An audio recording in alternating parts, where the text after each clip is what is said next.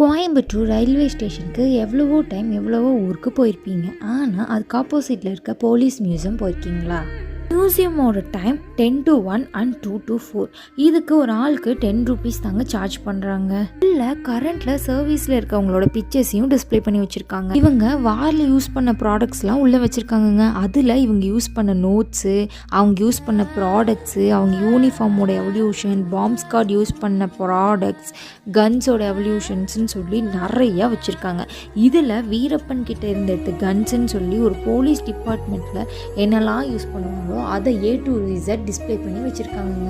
இதில் முக்கியமான விஷயம் அவங்க வாங்கின மெடல்ஸ் ஆல்சோ டிஸ்பிளே பண்ணி வச்சுருக்காங்க. இதெல்லாம் கண்டிப்பாக நாம் பார்க்க வேண்டிய விஷயங்க. ஸோ இதுக்குன்னு ஒரு 1 hour ஸ்பெண்ட் பண்ணி ரயில்வே ஸ்டேஷன் பக்கம் போனீங்கன்னா மறக்காமல் விசிட் பண்ணிட்டு போங்க.